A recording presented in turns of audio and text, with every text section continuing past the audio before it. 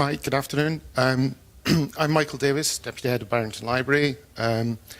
We've been doing a library website for about 10 years now, and this is basically pretty much just a show and tell what we've done over the last 10 years.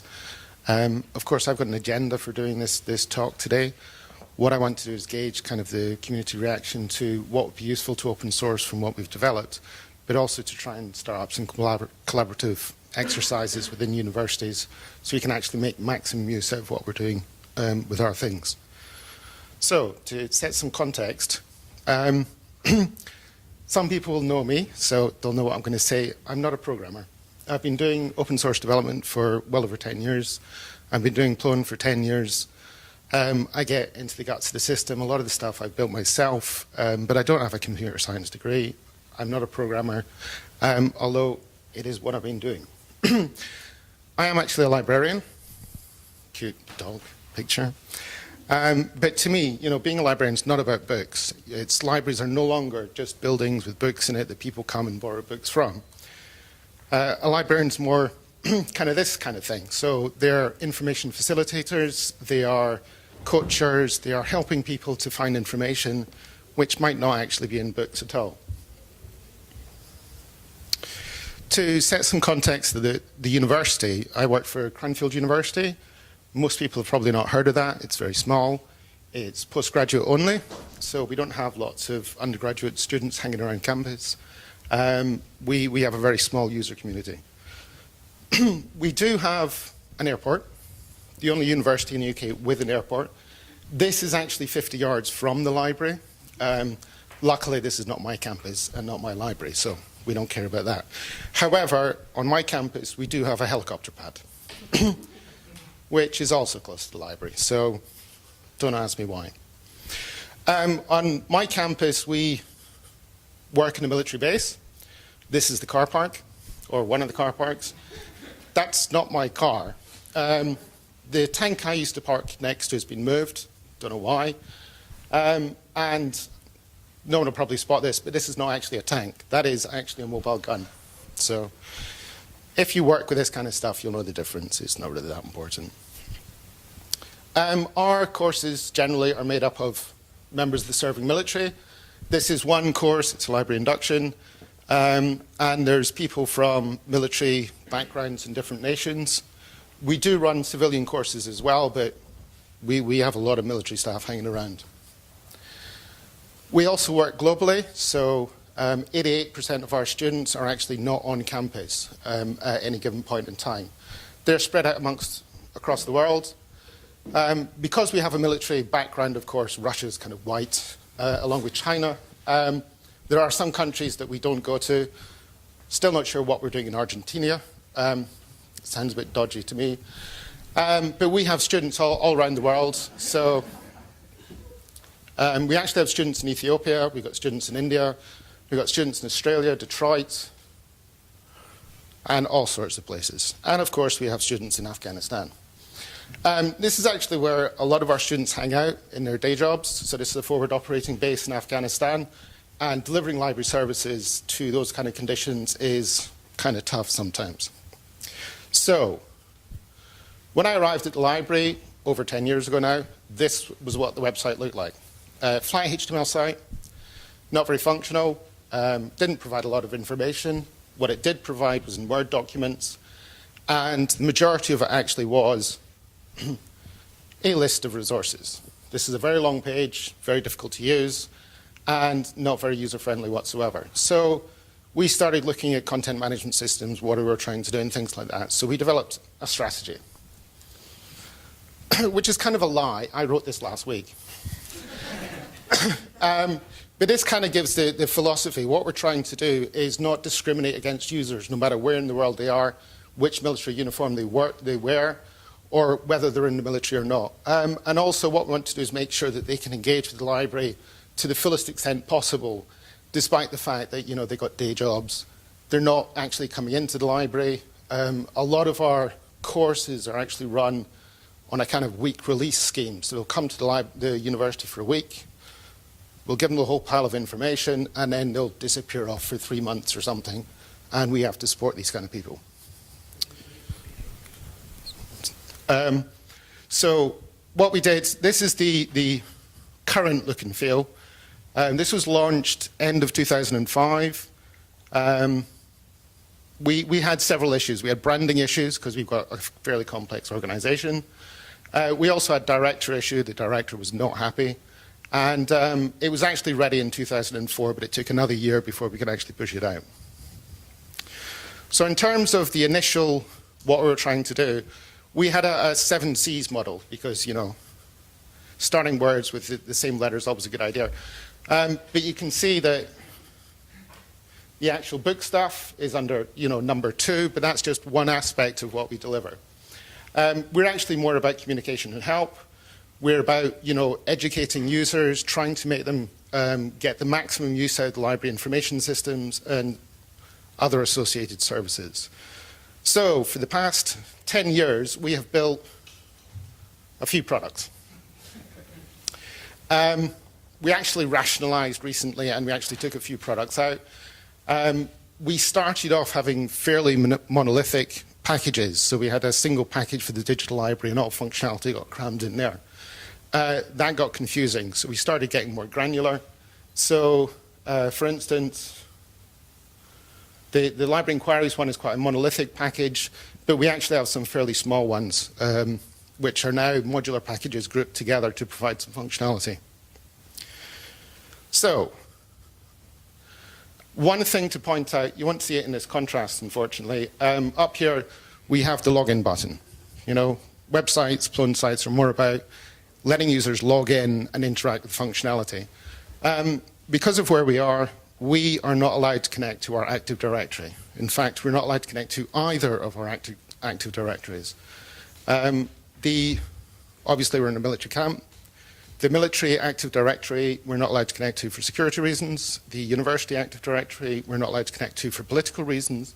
So we don't like our users logging in. We do actually have a VPN, which is the offsite access button. The system can detect whether someone needs to log in or not need to log in. So this is an offsite access. If you're actually on site, then you won't actually see that button because you're already there. So once you log in there, you can use the VPN, get access to IP-based authentication. More about that later. So, despite the fact that I keep on saying we're not really about the books, we have a search for books box. This is the only thing that the digital library does with books. This is just a simple embedded form, which kicks straight off to our library management system. This is Unicorn. I don't like it. It's proprietary. I don't like it because it's proprietary. I don't like it because it's not very good. Luckily, we're moving away from that. The majority of the digital library, the initial plan was, of course, to give access to resources. So this is a resource view within the digital library. As you can see, our cataloging is not very informative. We took an early decision that this is not really a discovery tool. What this was an access enabling tool. So it's enabling people to get access to where they're going. If they don't know where they're going, then they speak to the library staff to figure out what they're supposed to be doing. The actual login here, we use Shibboleth, which you probably haven't heard of. This is a devolved authentication system, so it enables users to log in to whatever the resource is from wherever they are. This is the staff view of the same item. You can see there's an awful lot more information, so we can actually have notes about this doesn't work through the VPN. We can have notes about, you know, it's currently broken, whatever. And also for collection management purposes, we want to know who's responsible for that resource, because if it's broken, then, you know, we go and speak to them and say, get it fixed. This is one of the edit views. We have authentication problems. We've got over 1,000 resources in the digital library, and there are different authentication routes for different ones. A lot of them are IP-based authenticated, so we can log users into the VPN, and they can access that way. And a lot of them are Shibboleth-based as well. However, there are different authentication routes which just cause problems, user confusion, etc. So a lot of what we're trying to do is educating the user into how they actually get access to stuff. This is a different resource. This is Science Direct. And this shows you that, we can have multiple authentication routes. The digital library actually works out how the user is already authenticated, so they're already in the VPN. Then this would turn into a link. And we'd also skip the shibboleth link because there's no point getting them to log in twice. But this will give the alternative access routes, and the digital library can then make the decision about which route they should take. And also for management purposes, you can see the complexity of the URLs and stuff like that, and we have to manage these things. This is an electronic book in Digital Library. You can see that the shibboleth URL is fairly complex. There's actually a pattern to these, and this is something that I want to start working on soon.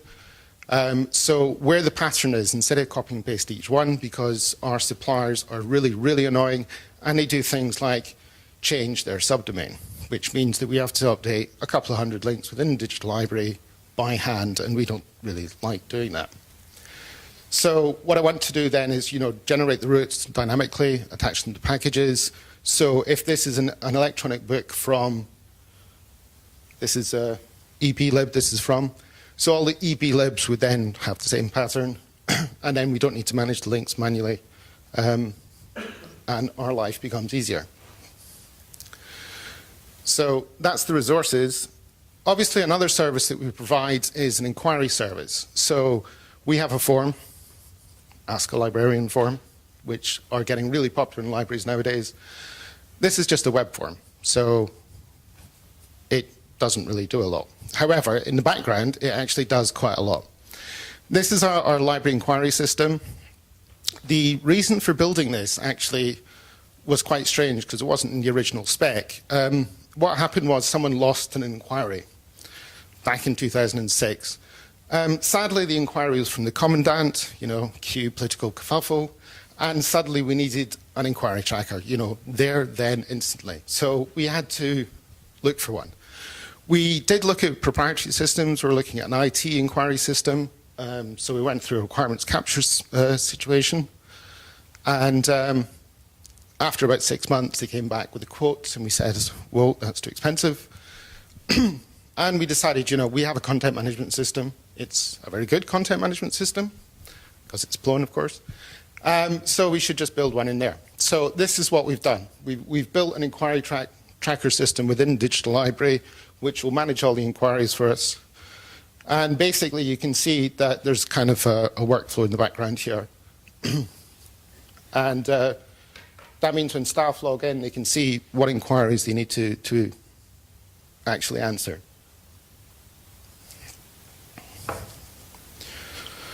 So this is the actual edit form. When an inquiry comes in through the staff, because obviously they can come in not through the Ask a Librarian form, but they could come through, phone, email, or, God forbid, someone could actually turn up in the library and ask a question. So the staff have got a form that they fill in, and it's actually a fairly cumbersome form. So you've got, meta tagging here to define what kind of inquiry it is and things like that. And it's not really that easy to fill in. This is the an actual inquiry itself. So there's some functionality embedded within here.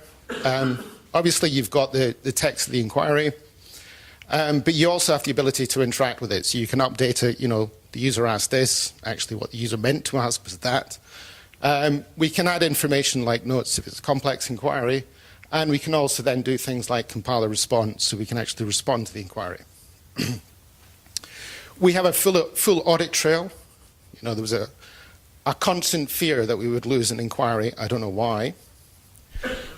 So we track everything that happens to individual inquiries.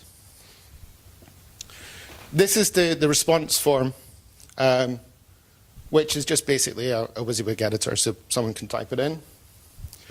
Any notes that have been stored in the inquiry will actually be displayed up here, because there's nothing worse getting to a form and your notes in the last page. So we actually embed the notes up there to make sure that they have the full information at the right time.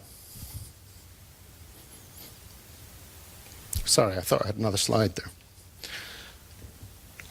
Once they've finished actually filling in the inquiry, then they can preview it. So there's a two-step process. Then they can send it as an email, or they can phone them back, or however they want the response to them.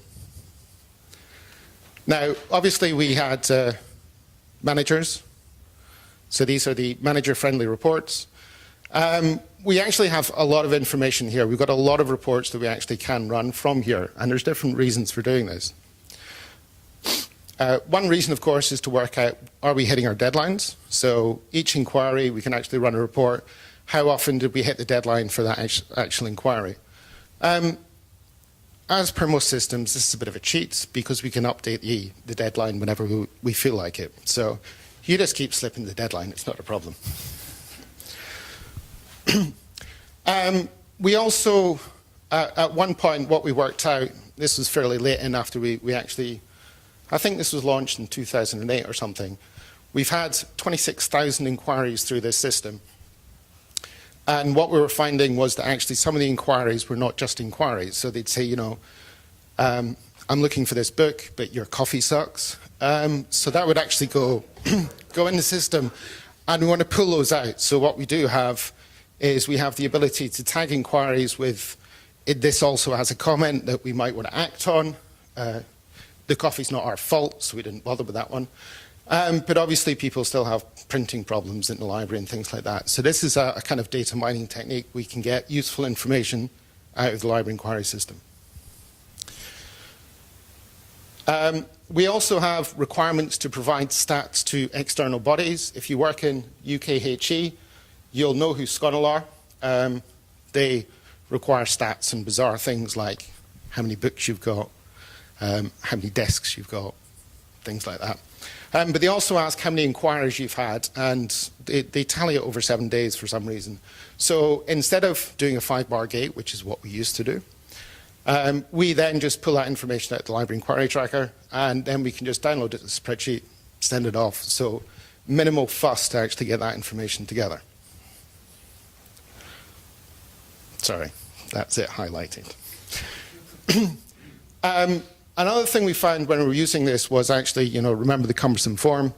A lot of the library staff, they were actually getting an inquiry in through email, answering the inquiry, and instead of actually putting it into the library inquiry tracker, they were like, well, I'd rather answer the next inquiry rather than just tag that one.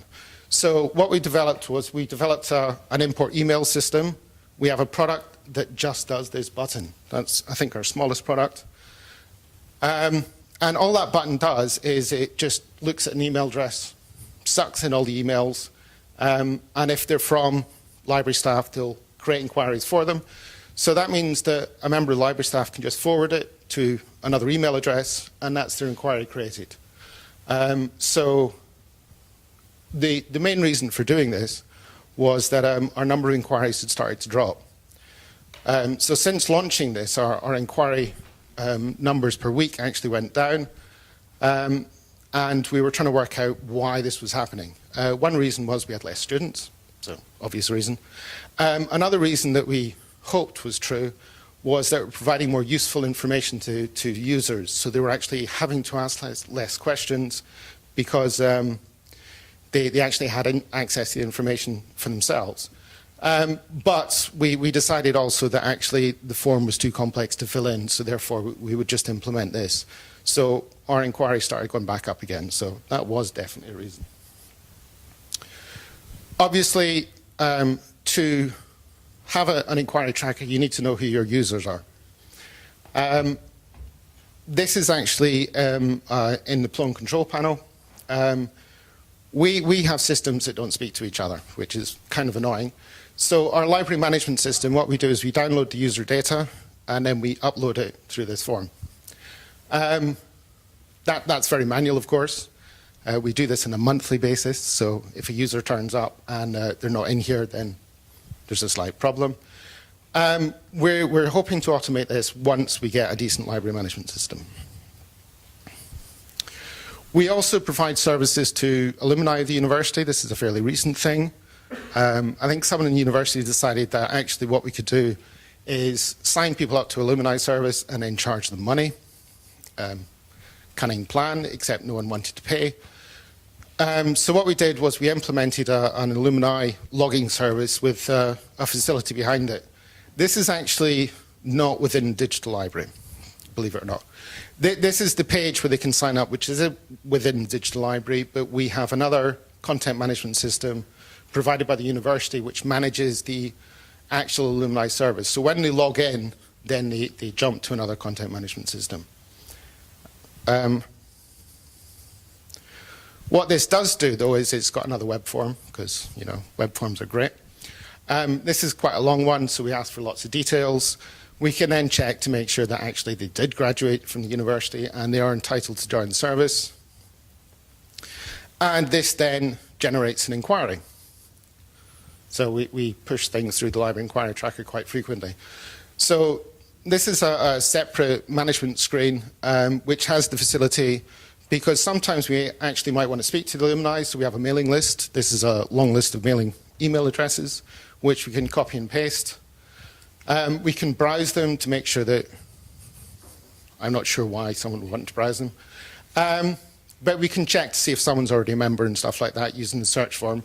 And any outstanding inquiries we can then answer through this application. These inquiries also appear in the library inquiry tracker itself. So down the bottom, I did a screenshot on Sunday. So the library's not open on Sunday, so we actually have an inquiry coming through that I was managed to capture before someone actually answered it. Because once it's answered, it doesn't appear in this form. Another huge aspect of what we're trying to do as well is to provide guided information, guide users to relevant information when they're attached to a particular course. So for top course students, this is the course page. This is for the forensics program, which is a civilian course. But that's not hugely important. So what we're trying to do is we're trying to guide them to the key resources for that particular course. So we will highlight some resources which are of particular interest to that course. So obviously, Forensic NetBase is one of their key resources. We also have a link as well to a much longer list if they want to explore a bit further. We also like to keep in touch with our students as much as possible, so we have the information specialist for this program attached to the actual course page, and they can make an appointment as well through this, which both of these go through the library inquiry tracker as well, so they just create inquiries and they just get answered in the same standard manner. The actual page is actually quite long. This is a fairly recent development, so we actually categorized it. It used to be a long list of links. So we've now built it up and categorized them so that it's actually easier for users to navigate. This also means as well that these sections can actually be reused across courses because we don't like repetition. So this is built up. If a particular course doesn't like, you know, say for instance the next steps and stuff like that, you know, you already have a job, you're in the military. So we would actually not include that on that particular course page. So it's kind of a menu of items that you can include in the course page. Another aspect of studying at university, of course, and top courses is reading lists. So we have the reading lists attached to the forensic, to the course page. And this takes them through to a list of reading lists.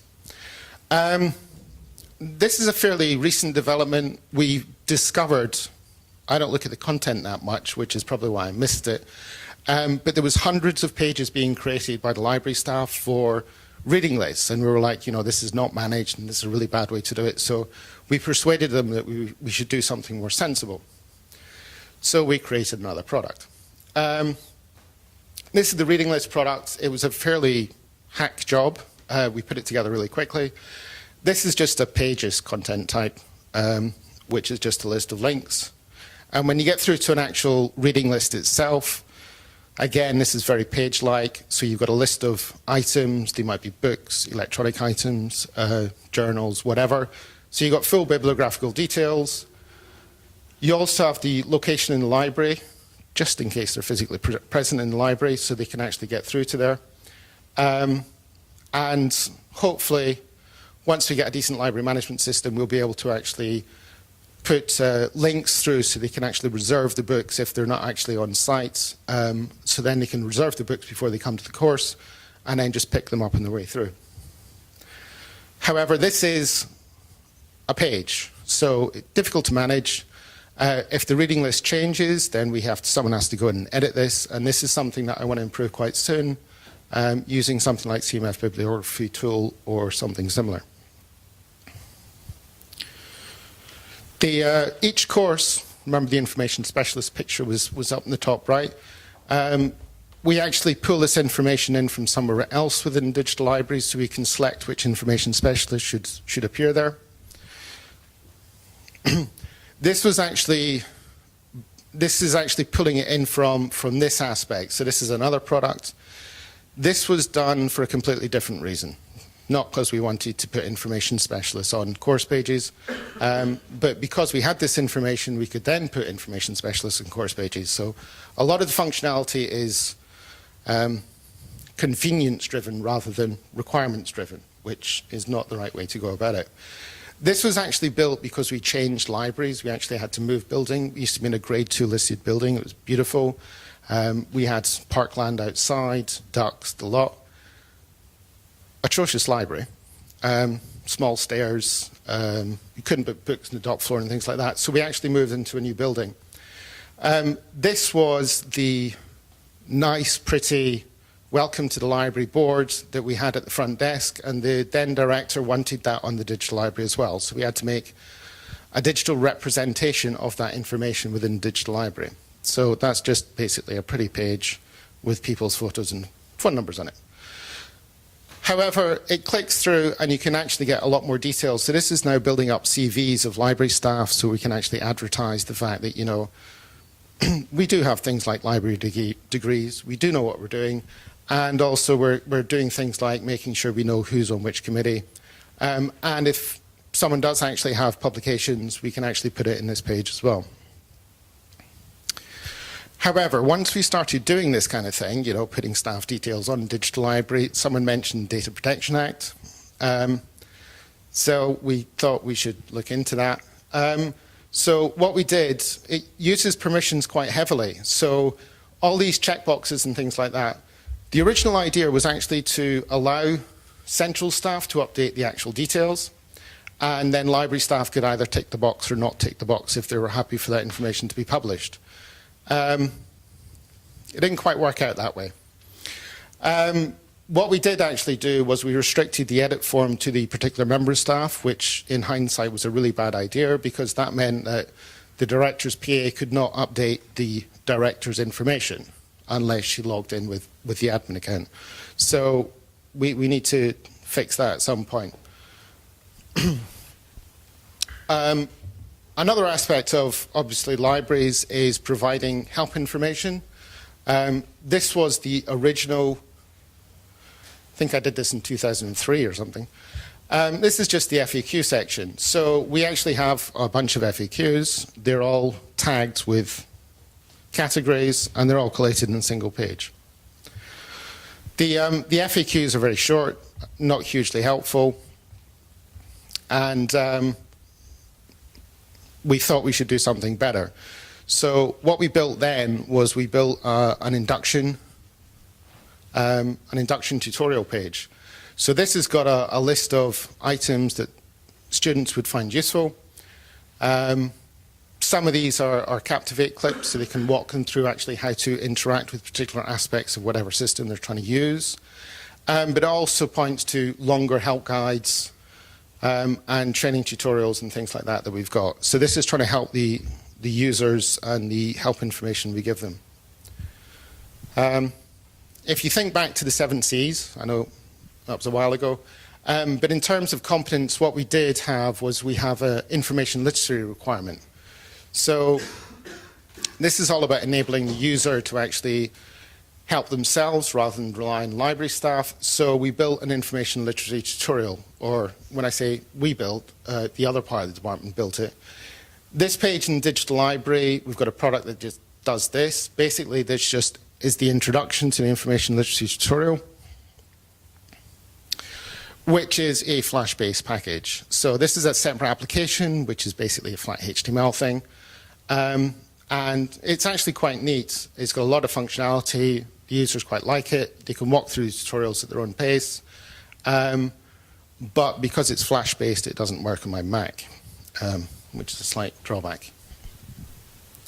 The other thing we provide is we provide training courses. So obviously, if we're doing that, we used to manage those through email, which was not very efficient. So we built a booking functionality. So these are the courses that we provide, or this is one course that we provide. And we actually have a set of forms and functionality behind it, so we can do things like make sure that, you know, if a course is fully booked, we don't book extra people on it, so it does the whole places free thing. We also have a form, obviously. So users can fill this form in themselves and book themselves onto the course. Because we don't have any authentication still, we actually have to do things like ask them for what their library ID is, so we can check to make sure that actually they're a member of the university. Staff can fill this on their behalf, of course, if they phone up and say, I want to do a course. And at the back end, we have a booking management function, so library staff can go in and then delete people if they cancel, or add people and things like that. Or just check who's actually coming to the course. We're actually a research-led university, so top courses aren't the only thing that we do. We also have a lot of PhD students hanging around and other researchers, so MPhils, things like that. The course pages is for the top courses, so they're well catered for. But for the researchers, what we need to do is build something different. So this is the PhD page, which looks very similar to a course page because we just reused all the content. Obviously, we don't know who the information specialist for an individual researcher is, so we've got a very bland, you know, click here to add an inquiry. This is a longer page. You can see that, you know, some information is missing from the course page, and we've added stuff like the researcher business. So again, it works pretty much the same way as the course page, so you can select which aspects of the information you want to display.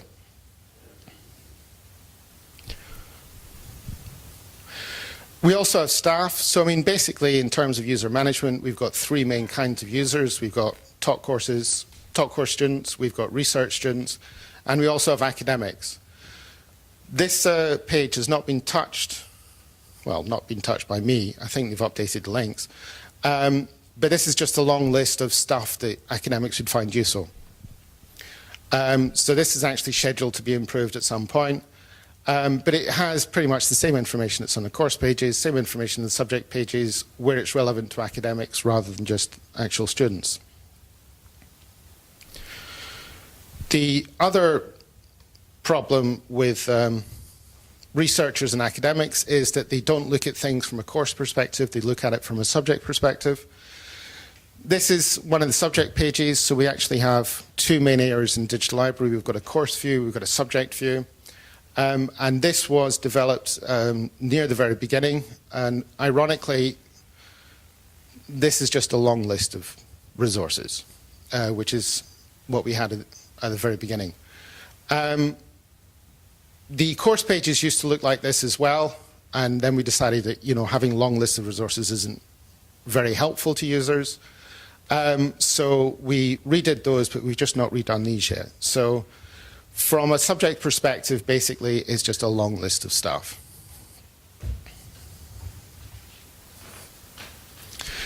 The other thing that we've recently done, we actually launched this early this year. Someone was noticing that actually, you know, we solved the inquiry problem, but actually we've not solved the other side of things. So how do we interact with staff? And someone decided we needed a CRM-like application. So what someone did was they built a spreadsheet. So we actually had a spreadsheet which had 96 sheets in it to manage all the communications with academic staff.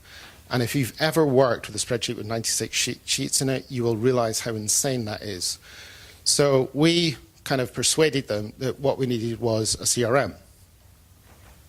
So we looked at some open source CRM. So we looked at Sugar CRM. We looked at another one. I can't remember the name of it. And they were proper CRMs. They were heavy duty. They dealt with a lot of information. And they weren't quite fit for our needs. So again, we pointed out we have a content management system. It's actually quite good. It's called Plone. We should build one in there. So we built the Barrington Liaison tool. The reason for actually doing this was because we were actually losing capacity within the academic liaison team. Because the staff kept on getting pregnant, going on maternity leave, and then coming back and actually going part-time meant that we didn't have any continuity of corporate knowledge. So if someone came in and spoke to a member of library staff, they'd come in the following week on a Monday. Of course, that person wasn't in. So we were getting disjointed conversations. So what we wanted to do was actually track the conversations to make sure that if a member of library staff, if a member of the academic community came in, then they could ask any library staff and we could have a follow-on conversation. So we built this one. This is the view of an academic. We like to know who they are and what they're interested in. So for instance, we like to know which department they're in. We also like to know which courses they're involved in, because then we can have more meaningful conversations. And we like to know things like what the research interests in, what the research interests are. So we could therefore actually have better conversations with them, and we can actually be much more proactive in providing information to them. The bulk of this, though, of course, is the continuing conversation with the academic member of staff. So this has the full information for all the conversations that have gone on. So a member of library staff can look at this and then see, what's happened throughout time about this person. And just for the hell of it, we bunged the inquiries at the bottom just because we could. But the effect of that, of course, is that we've got full information. So any interaction with a member of the academic staff in the library, we've now got in one place. So a member of the library staff can then look at this and they've got full information at their fingertips. The other thing that I want to do to expand this as well is to get the list of which journals they read, because we've got spiraling resources, we're losing, our budget is being cut, we have to cut resources, and what we're trying to do then is get some information about which resources we don't want to be cutting. So that will be coming at some point soon. The other way of looking at liaison information, of course, is from a course perspective. So this is a course page, and what we want to know is which academics are on that course page, attached to that course. And then we collate all the discussions that have happened with relevant members of staff for that course. So if one course leader comes along and says, your induction doesn't work, and then the next module leader comes along and says, your induction doesn't work, we can then track that information and make sure that we're actually doing something about it, rather than having these disjointing conversations. The way that we normally build tools is we normally build them as a basic building block. So this was only launched earlier this year. We didn't have any reports at the time, so what we've done is we started building these. So we build the basic package, and then what we do is we just extend it as and when required once we understand what the requirements are a bit better. So this is actually in development at the moment. My colleague's building these just now. These work pretty much the same way as the library inquiry tracker reports. So you can search over a date range, and then you can return information. So this is collating the number of conversations we've had with academics. This is not really from a blame perspective. We're not looking for who's not doing work and stuff like this. These are all attached to subject areas, and we want to know the level of liaison we're doing with each subject area so we can then put more effort into that particular area. So, for instance, Ruth's on maternity cover, so that's not really fair.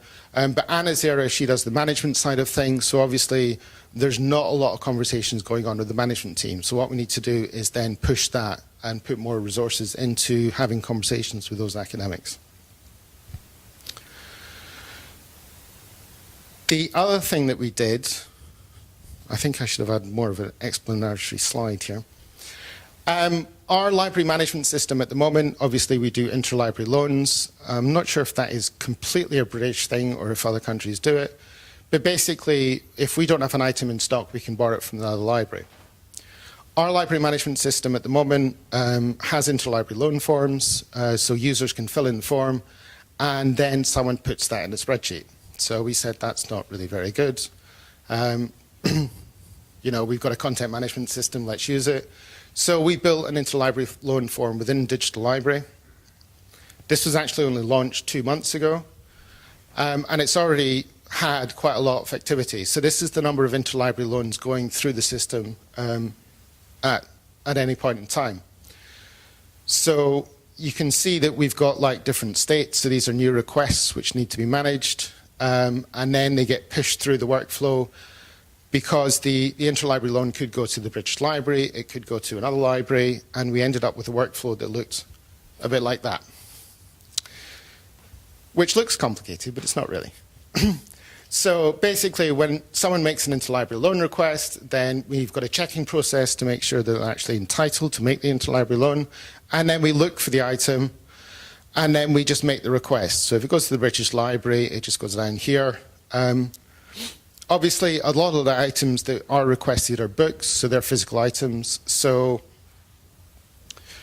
we make the request to the library, they stick it in an envelope, post it to us. We then have to manage that copy on their behalf, so we lend it to the student then returns it, hopefully after reading it, and we then send it back to the library. However, what we're seeing a lot more of now is that libraries will actually digitize an object. So if we make a request, they'll actually digitize it for us and then email it to us, which is so much easier because we then just email that to the user. So job done.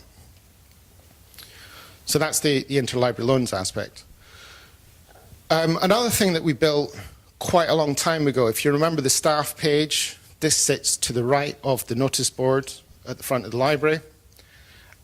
So they wanted a digital representation of what the library looked like. So this is the isometric view of the actual library floor plan. And they wanted to have little pop-up things and stuff like that. So when you hover over a spot, you get a pop-up with a nice pretty picture and some information in it. So that was quite cool. We built this about 6 years ago or something, before jQuery really happened. So this could do with being improved for jQuery, but it still works. So we're not going to rebuild something that's already working. We did actually decide that we could actually reuse this in different ways. So what we did was we built it so that it could be actually used in any context. So we didn't hard code any of the bits within it. So this is actually, the way it's been built is basically it's an archetypes folder which contains archetypes folders which just contains objects. And the folders thing has an image attached, so you just attach your image. And then within that, of course, you just attach your locations. So here's the first location. No, that's the second location. So this is where the coffee machine is, believe it or not. So you can then actually build your pop-up, and what that will do is the number here will be the numbered spot on the diagram. And you can actually move the spots around by using the numbers here. In hindsight, this wasn't the best idea because actually moving it by number of pixels is really difficult for library staff, so we end up having to move these around for them. So it'd be quite good to actually move this to jQuery, and then you can slide the spots around themselves. Another thing we built, we had a library staff manual, which was a huge, long paper document that was difficult to manage. We'd actually built this for a different application. We used to manage the health and safety manual for the school, and they also had a long Word document, which was difficult to manage. So we built something which would manage a long document. So you can see that it's a deeply nested thing. So basically, this is just archetypes, folderish types within archetype folderish types. And you can then build it up as you go along. So you can see the section numbers all flow through the navigation thing. The way to manage them is to just use folder order. So whenever you actually change the order of these objects, it actually updates the section numbers for you, so you don't need to worry about that. And you can move objects between folders and things like that. So this is a fairly flexible package. And we thought it was quite good, so we thought, well, we'll move that to the digital library and put the library staff manual in there, which was quite well received. Another aspect of what we have to manage as well is things like template forms. So we've got things like another spreadsheet, the till balance sheet, which is a daily activity that some of the staff have to do. So we wanted to collate all those in one place, so we've got like a one-stop shop for the library staff to access their information. This is just a very simple folderish type with objects which are categorized in it, so it's not complex stuff. We do have a staff intranet within Digital Library, so these are all protected using CMF Placeable Workflow. And this ended up to just be a kind of dumping ground for information. So library staff would just chuck things in there, and we weren't very happy with it because it wasn't really user-friendly. Staff found it difficult to find the right information, things like this. So this is actually being rebuilt at the moment, which is going to look like this. So before anyone says anything, the bar idea was not my idea, but it seems to be kind of popular. So the idea of this is actually to collect more information and act more like a dashboard for library staff. So they can log into the staff intranet at the beginning of the day. They can get things like access to the library inquiry tracker. So we'll get, what are your outstanding inquiries? I'm logged in as admin, so I never have inquiries, thank God. But they can get access to all the relevant information for them in one-stop shop, which seems to be about, lunch and things like that. So I'm not sure how useful that is. Another application we built was the defense news thing. What we used to do quite a long time ago, someone would go through the newspapers and they would cut articles out of the newspaper and paste them to a piece of paper, which would then be photocopied and distributed to whoever was scheduled to receive this. So we said, we have a content management system, let's do something a bit more clever with that. So we built the defense news tool. We send this out every day, and these are still manually selected items from newspapers. The main reason for doing it is military staff have to keep up with current events. So what we do is we do all the work for them. So we read the newspapers so they don't have to, and we just send out a list of links to relevant articles for them. Again, this is just a folderish type with objects within it. So this is what adding a news item to the defense news looks like. So we just give it a title. According to copyright law, we can't actually send the text out, so we can only provide a URL to it. And that then gets collated into an email and sent out to, I think we're up to about 800 people now, but it is just a list of links to relevant news articles. These are all manually selected. Still not sure why we're manually selecting them rather than dynamically selecting them, but that's what we've been requested to do. Another small element of the digital library is our heritage collection. Now, this was a request from the Defence Academy because actually our heritage collection is quite small. We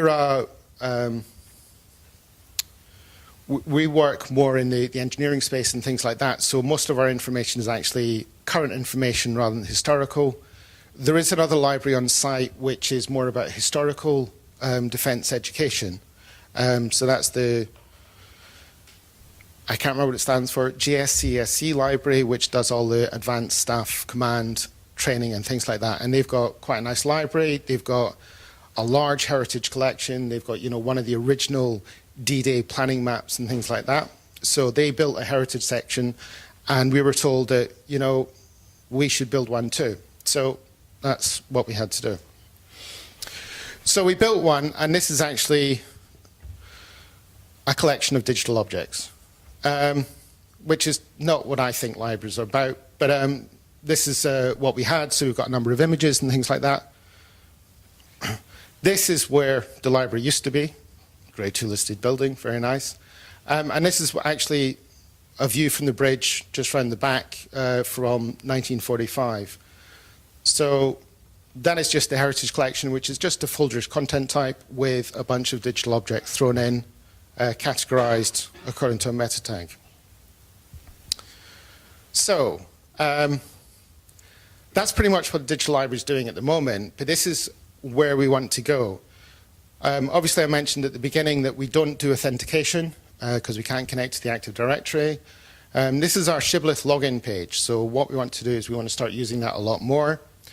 Once we can get students logging into the digital library, we can do things like have a link to their individual course page if we know what course they're on. But we can also do things like provide single sign-on. We can do things like reach through to the library inquiry tracker, the library management system, and have kind of a dashboard effect. So when a student logs in, they can get, here's your books that you've got out and their due back dates. Here's the things you've got an interlibrary loan request. Here's your outstanding library inquiries, things like that.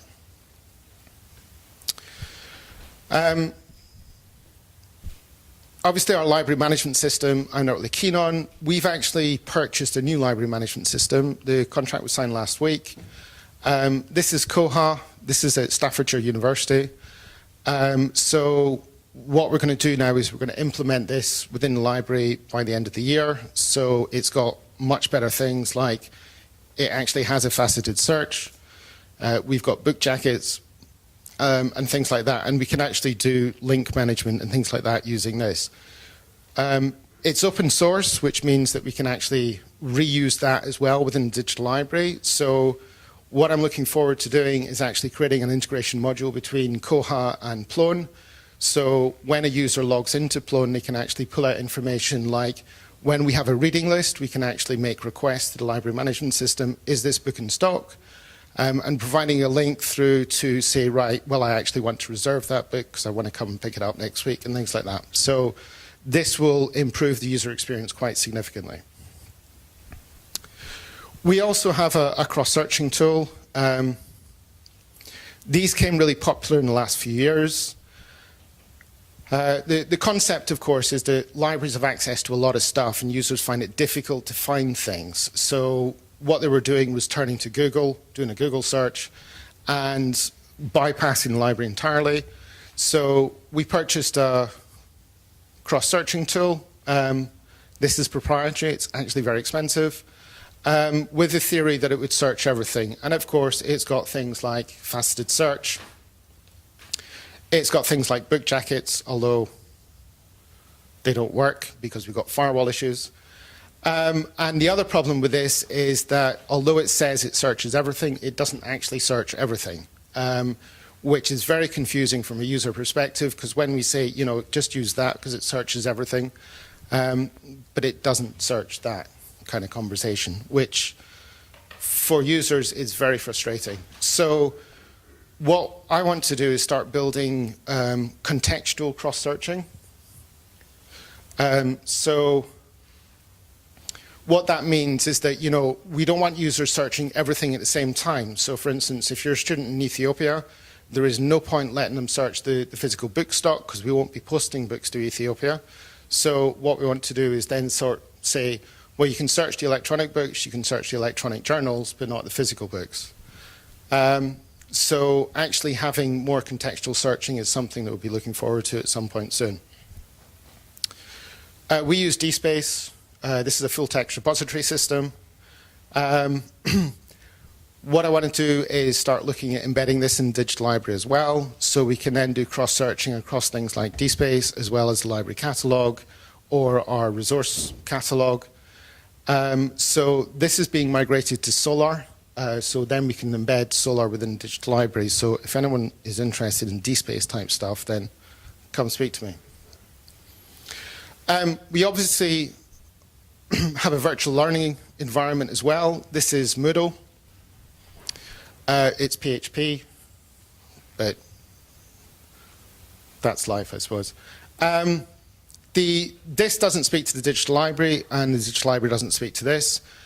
So what we're trying to do is we're trying to integrate the two together, because from a student perspective, why should they care if they're looking at the virtual learning environment or they're looking at the digital library? They just want access to the stuff they want to access at that time.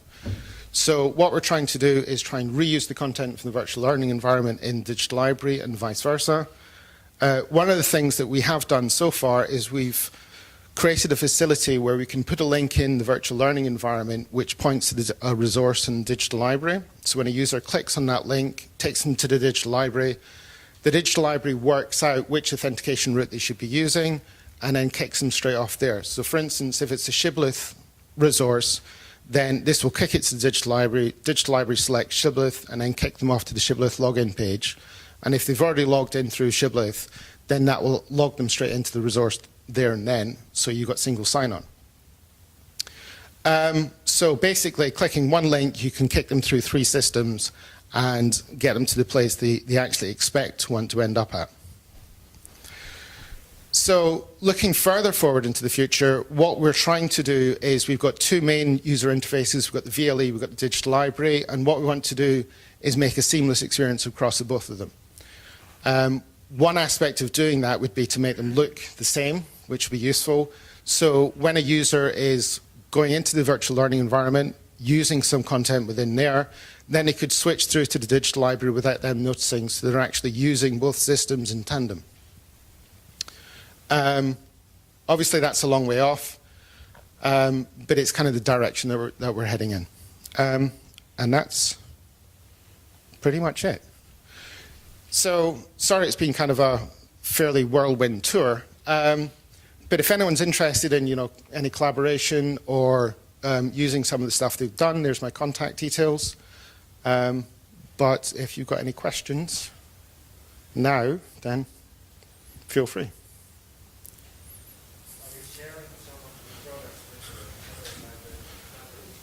No, not yet. So part of the reason for doing this talk is showing that what we have, so if anything's of interest to other libraries, then we could actually start collaborating and sharing the products with them.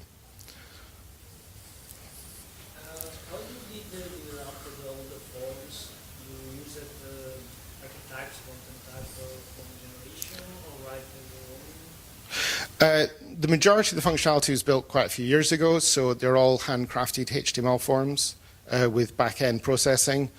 The interlibrary loan form has been done using Z3C form, but that creates archetypes, content types. So we actually have the schema for the interlibrary loans defined in 2 places. Once we get onto Plone 4, then we can use Dexterity, and then you can use the shared schema. So. Okay, well, thank you very much.